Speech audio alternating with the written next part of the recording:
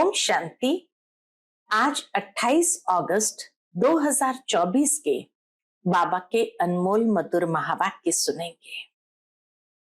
आज की मुरली में बाबा कहे, बच्चे, जितना आत्म रूपी दीपक में ज्ञान और योग का धृत डालते जाएंगे, उतना आत्मा सुजाग होती जाएगी।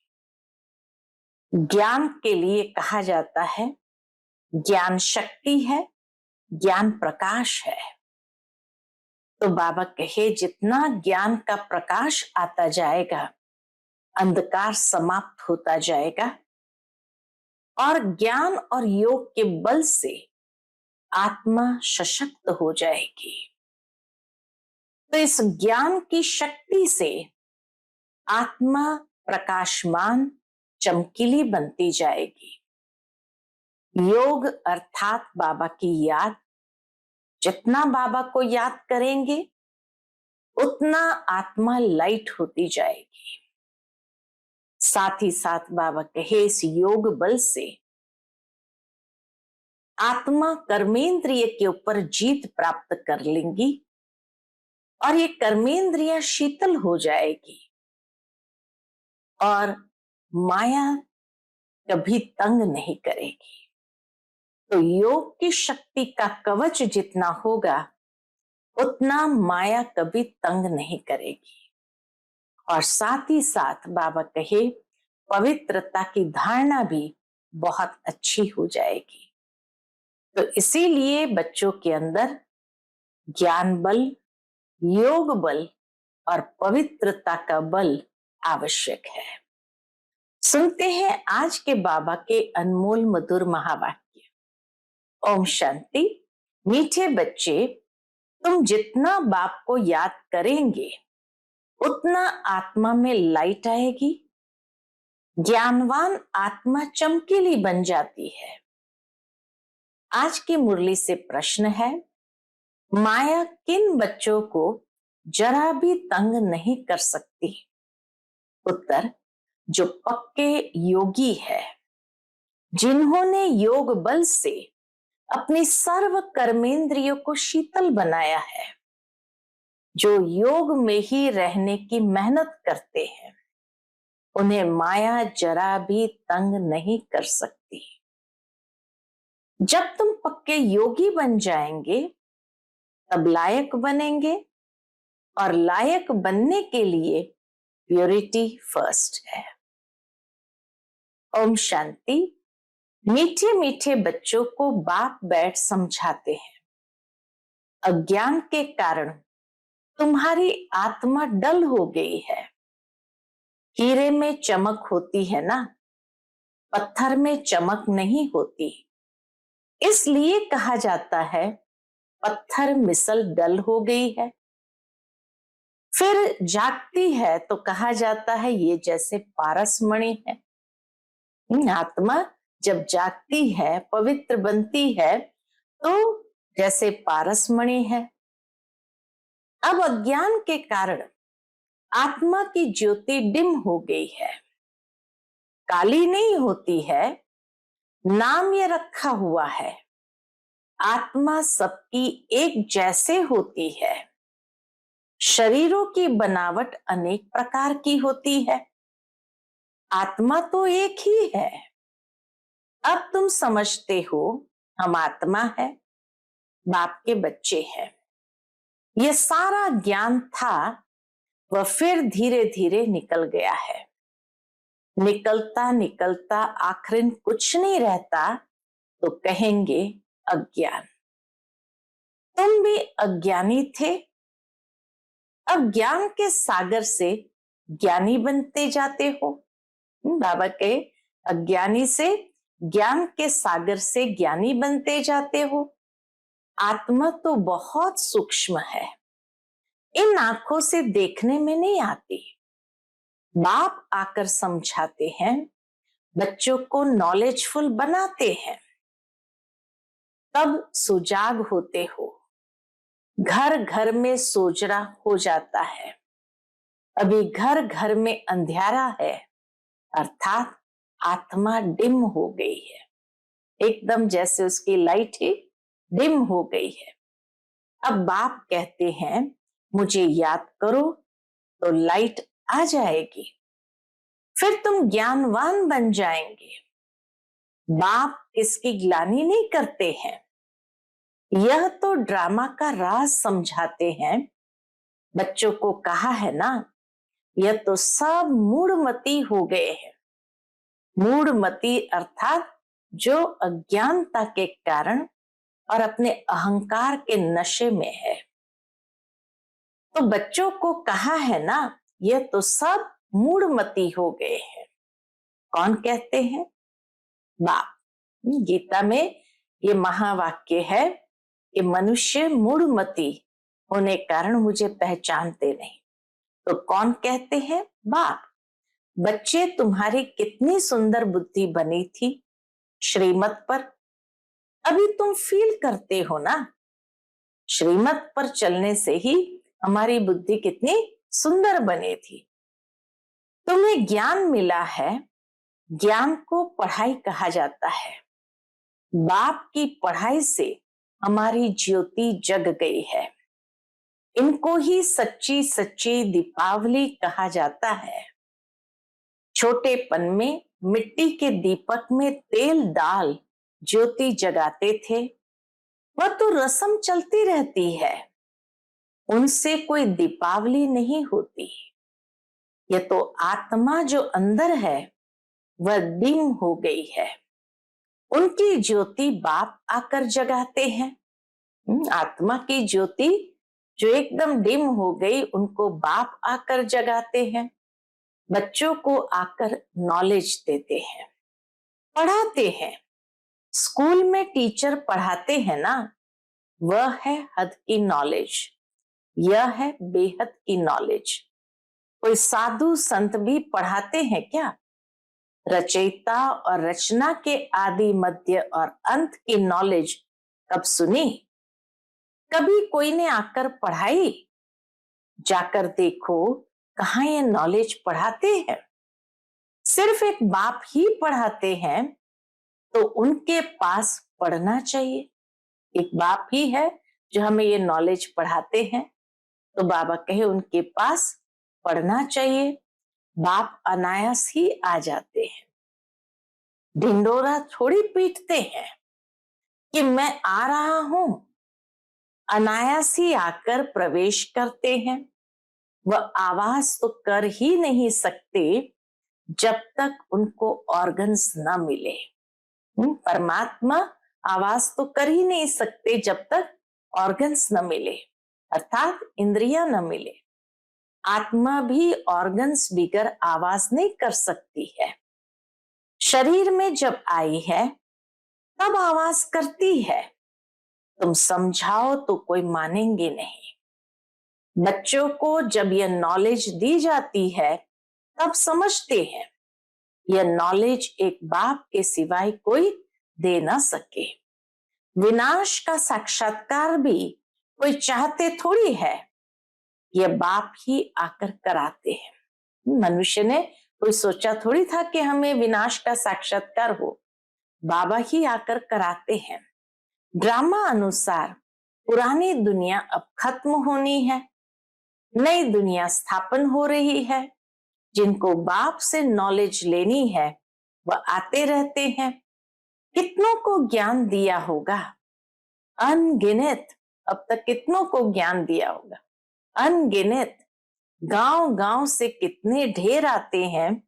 यह आत्माओं और परमात्मा का मेला एक ही बार लगता है और संगम युग पर ही आते हैं। ये मेला संगम युग पर ही लगता है। बाप आकर नई दुनिया स्थापन करते हैं। जिनकी ज्योति जगाते हैं वह फिर जाकर औरों की ज्योति जगाते हैं। अभी तुम सबको वापस जाना है। इसमें बुद्धि से काम लेना होता है। भक्ति मार्ग में तो है अंधियारा, ज्ञान देने वाला तो एक बाप चाहिए। वह आते ही है संगम पर। पुरानी दुनिया में ज्ञान मिल न सके, मनुष्य के ख्याल में है अभी तो 40,000 वर्ष पड़े हैं। बाबा के मनुष्य तो अभी सोचते हैं 40,000 वर्ष पड़े हैं, बिल्कुल ही घोर अंधियारे में है। समझते हैं 40,000 वर्ष बाद भगवान आएगा, जरूर आकर ज्ञान दे सदगति करेंगे। तो गोया अज्ञान है ना, इतना तो मानते हैं अज्ञान है। इनको अज्ञान अंधियारा कहा जाता है। अज्ञान वालों को ज्ञान चाहिए, भक्ति को ज्ञान नहीं कहा जाता है। आत्मा में ज्ञान है नहीं, परंतु दल बुद्धि होने कारण समझते हैं भक्ति ही ज्ञान है। एक तरफ कहते हैं ज्ञान सूर्य के आने से सोजरा होगा, परंतु समझते कुछ नहीं। गाते हैं ज्ञान सूर्य प्रगटा, अज्ञान अंधेर विनाश। इसके लिए कहते हैं ज्ञान सूर्य, कब आया ये कोई नहीं जानते। पंडित आदि होगा तो कहेगा जब कलयुग पूरा होगा तब सोजरा होगा। यह सब बातें बाप आकर समझाते हैं। बच्चे नंबरवार समझते हैं, टीचर बच्चों को पढ़ाते हैं। एक रस तो बच्चे नहीं पढ़ेंगे, पढ़ाई में एक रस मार्क्स कभी होती नहीं। तुम जानते हो कि बेहद का बाप आया हुआ है। अब पुरानी दुनिया का विनाश भी सामने खड़ा है। अभी ही बाप से ज्ञान लेना है और योग भी सीखना है। योग से ही विकर्म विनाश होंगे। बाप कहते हैं इस संगम पर ही आकर इस शरीर का लोन लेता हूं, अर्थात प्रकृति का आधार लेता हूं। गीता में भी अक्षर है और कोई शास्त्र का नाम बाबा नहीं लेते हैं। एक ही गीता है, यह है ही राजयोग की पढ़ाई। नाम रख दिया है गीता, इसमें पहले पहले लिखा है भगवान वाच। गीता में ही ये शब्द आता है भगवान वाच। अब भगवान किसको कहा जाता है? भगवान तो है निराकार, उनको अपना शरीर है ही नहीं। वह है निराकारी दुनिया जहां आत्माएं रहती है। सूक्ष्म वतन को दुनिया नहीं कहा जाता है। यह है स्थूल साकार दुनिया, वह है आत्माओं की दुनिया। खेल सारा यहाँ चलता है। निराकारी दुनिया में आत्माएं कितनी छोटी छोटी है, फिर पाठ बजाने आती है। यह ख्यालात तुम बच्चों की ही बुद्धि में बिठाए जाते हैं, इसको ही ज्ञान कहा जाता है। वेद शास्त्र को कहा जाता है भक्ति, ज्ञान नहीं। बाबा के शास्त्रों के ज्ञान को ज्ञान नहीं कहा जाता है, वह है भक्ति। तुम्हारी साधु सन्यासियों से इतनी भेंट नहीं हुई है। बाबा का तो बहुत संग रहा है। बाबा जानते हैं बच्चों ने कोई इतना साधु सन्यासियों का संग नहीं किया है, लेकिन ब्रह्मा बाबा का तो बहुत संग रहा है, बहुत गुरु किए हैं। पूछा जाता है आपने सन्यास क्यों किया, घर बार क्यों छोड़ा? कहते थे विकार से बुद्धि भ्रष्ट हो जाती है, इसलिए घर बार छोड़ा। जब साकार बाबा कभी कभी पूछते थे उन्हें कि आपने घर बार क्यों छोड़ा, सन्यास क्यों लिया, तो कहते थे विकार से बुद्धि भ्रष्ट हो जाती थी, इसीलिए घर बार छोड़ा। अच्छा, जंगल में जाकर रहते हो, फिर घर बार की याद आती होगी? बोला हाँ, बाबा का तो देखा हुआ है। एक सन्यासी तो फिर वापस घर भी गया था। यह भी शास्त्रों में है। मनुष्य वानप्रस्थ अवस्था में तब जाते हैं जब आयु बड़ी हो जाती है। छोटी आयु में तो वानप्रस्थ ले न सके। कुंभ के मेले में बहुत छोटे छोटे नागे लोग आते हैं, दवाई खिलाते हैं जिससे कर्मेंद्रियां ठंडी पड़ जाती है। तुम्हारा तो है योग बल से कर्मेंद्रिय को वश में करना। योग बल से वश होते होते आखिर ठंडी हो ही जाएगी। कई कहते हैं बाबा माया बहुत तंग करती है। वहां तो ऐसी बातें होती नहीं। सतयुग में तो माया कभी किसको तंग करती नहीं। कर्मेंद्रियां वश तब होगी जब योग में तुम पक्के होंगे, कर्मेंद्रियां शांत हो जाएगी। इसमें बड़ी मेहनत है। वहां ऐसे छीछी काम होते नहीं। बाप आए हैं ऐसे स्वर्ग धाम में ले जाने, तुमको लायक बना रहे हैं। माया तुमको नालायक बनाती है, अर्थात स्वर्ग व जीवन मुक्ति धाम में चलने लायक नहीं। तो बाप बैठ लायक बनाते हैं। उसके लिए प्यूरिटी है फर्स्ट। गाते भी है बाबा हम पतित बन पड़े हैं, हमको आकर पावन बनाओ। पावन माना पवित्र। गायन भी है अमृत छोड़ विष काहे को खाए। उनका नाम विष भी है, विकारों का नाम विष भी है, जो आदि मध्यंत दुख देता है। यह भी ड्रामा में नोंद है। बाप कितना बार आए हैं, तुम बच्चों से आकर मिले हैं। तुम्हें कनिष्ठ से उत्तम पुरुष बनाया जाता है। आत्मा पवित्र होती है तो आयु भी बड़ी हो जाती है। हेल्थ वेल्थ और हैप्पीनेस सब मिल जाती है। यह भी तुम बोर्ड पर लिख सकते हो। Health wealth happiness for 21 generation 1 second. बाबा कहे ये बोर्ड पर लिखो।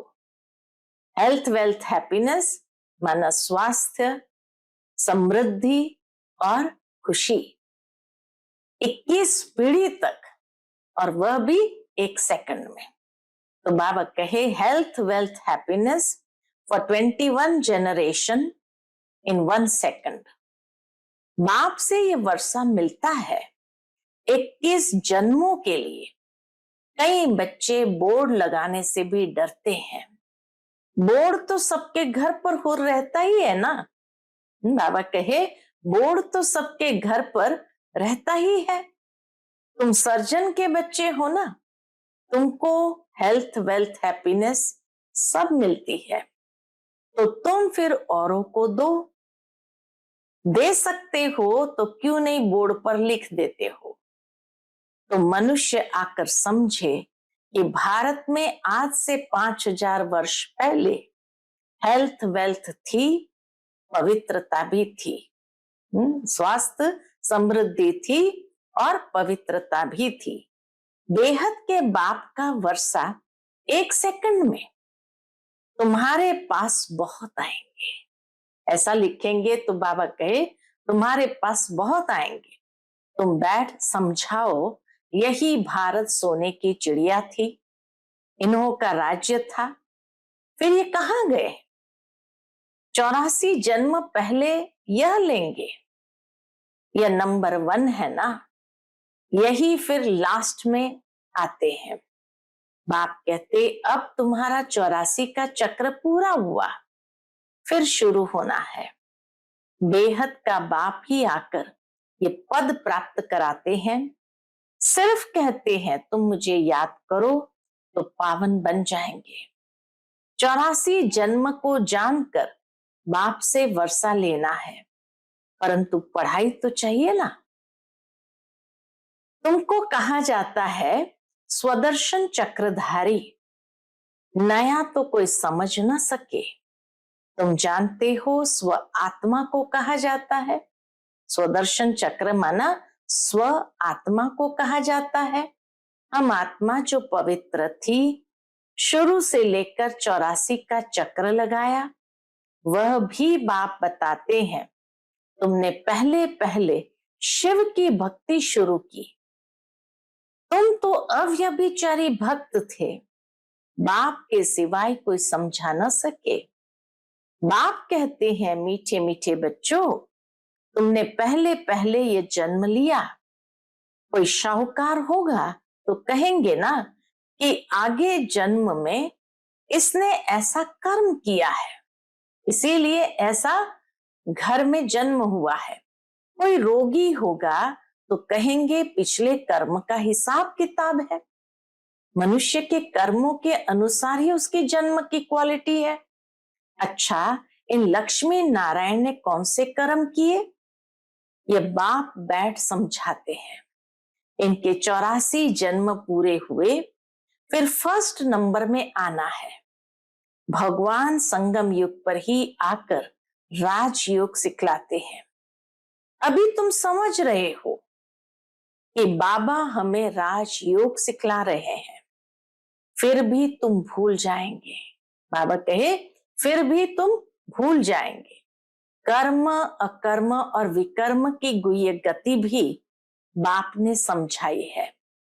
रावण राज्य में तुम्हारे कर्म विकर्म हो जाते हैं, वहां कर्म अकर्म होते हैं। वहां रावण राज्य ही नहीं, विकार होता नहीं, वहां है ही योग बल, जबकि योग बल से हम विश्व के मालिक बनते हैं। तो जरूर पवित्र दुनिया भी चाहिए। पुरानी दुनिया को अपवित्र, नई दुनिया को पवित्र दुनिया कहा जाता है। वह है वाइसलेस वर्ल्ड, यह है विशस वर्ल्ड। बाप ही आकर वैश्यालय को शिवालय बनाते हैं। सतयुग है शिवालय। शिव बाबा आकर तुमको सतयुग के लिए लायक बना रहे हैं। लक्ष्मी नारायण के मंदिर में जाकर तुम पूछ सकते हो। क्या पूछेंगे? आपको मालूम है इन्होंने ये पद कैसे पाया? बाबा के पूछो, विश्व के मालिक कैसे बने? बाप कहते हैं तुम नहीं जानते हो, हम जानते हैं। तुम बाप के बच्चे ही कह सकते हो कि हम आपको बता सकते हैं इन्होंने ये पद कैसे पाया। इन्होंने ही पूरे 84 जन्म लिए, फिर पुरुषोत्तम संगम युग पर आकर बाप ने राजयोग सिखलाया है और राजाई दी है। उसके पहले नंबर 1 पति थे, फिर नंबर 1 पावन बने। सारी राजधानी है ना, तुम्हारे चित्रों में सब क्लियर है। इन्हों को राजयोग किसने सिखलाया? ऊंचते ऊंच है ही परमात्मा। देवताएं तो सिखला न सके, भगवान ही सिखलाते हैं, जिसको नॉलेजफुल कहा जाता है। बाप, टीचर, सतगुरु भी कहा जाता है। ये सब बातें वही समझ सकते हैं जिसने शुरू से शिव की भक्ति की होगी। बाबा कहे ये सब बातें वही समझ सकते जिसने बहुत शिव की भक्ति की है। मंदिर बनाने वालों से तुम पूछो, आपने ये मंदिर बनाया है, इन्होंने ये पद कैसे पाया? इन्हों का राज्य कब था? फिर ये कहां गए? अब ये कहां है? तुम 84 की कहानी बताओ तो बहुत खुश हो जाएंगे। चित्र पॉकेट में पड़ा हो, तुम किसको भी समझा सकते हो। शुरू से जिसने शिव की भक्ति की होगी वह सुनते रहेंगे, खुश होते रहेंगे। तुम समझ जाएंगे यह हमारे कुल का है। दिन प्रतिदिन बाबा बहुत सहज युक्तियां बतलाते हैं। तुमको अब समझ मिली है, परम पिता परमात्मा ही सर्व का सद्गति दाता है। 21 जन्मों के लिए सतयुगी बादशाही मिल जाती है। 21 जन्मों का वर्षा इस पढ़ाई से ही मिलता है। टॉपिक भी बहुत है। वैश्यालय और शिवालय किसको कहा जाता है? इस टॉपिक पर हम परम पिता परमात्मा की जीवन कहानी बता सकते हैं। लक्ष्मी नारायण के 84 जन्मों की कहानी, यह भी टॉपिक है कि लक्ष्मी नारायण के 84 जन्मों की कहानी। विश्व में शांति कैसे थी, फिर अशांति कैसे हुई, अब फिर शांति कैसे स्थापन हो रही है, यह भी टॉपिक है। शांति की भी टॉपिक है तो 84 जन्मों की भी टॉपिक है। अच्छा, मीठे मीठे सिकिलते बच्चों प्रति माता पिता बाप दादा का याद प्यार और गुड मॉर्निंग। रूहानी बाप की रूहानी बच्चों को नमस्ते।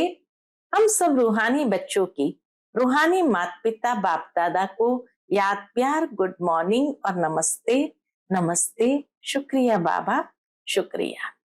आज की मुरली से धारणा के लिए मुख्य सार है। पहली पॉइंट, अब उत्तम पुरुष बनने के लिए याद के बल से आत्मा को पवित्र बनाना है। कर्मेंद्रिय से कोई भी विकर्म नहीं करना है।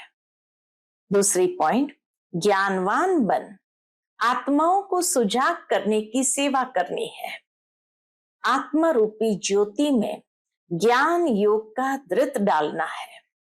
श्रीमत पर बुद्धि को स्वच्छ बनाना है। आज का बाप दादा का मधुर वरदान हम बच्चों के प्रति है। पॉइंट स्वरूप में स्थित हो, मन बुद्धि को नेगेटिव के प्रभाव से सेफ रखने वाले विशेष आत्मा भव। पॉइंट स्वरूप में स्थित हो, मन बुद्धि को नेगेटिव के प्रभाव से सेफ रखने वाले विशेष आत्मा भव। जैसे कोई सीजन होती है तो सीजन से बचने के लिए उसी प्रमाण अटेंशन रखा जाता है।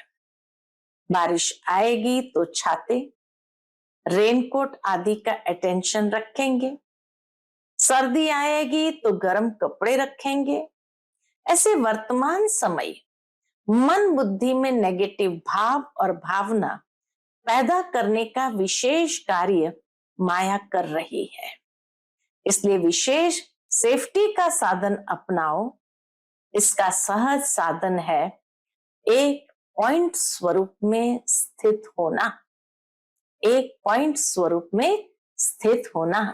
आश्चर्यों और क्वेश्चन मार्क के बजाय बिंदु लगाना, अर्थात विशेष आत्मा बनना। आज का स्लोगन है, आज्ञाकारी वह है जो हर संकल्प बोल और कर्म में जी हजूर करता है। आज्ञाकारी वह है जो हर संकल्प बोल और कर्म में जी हजूर करता है। अच्छा, ओम शांति।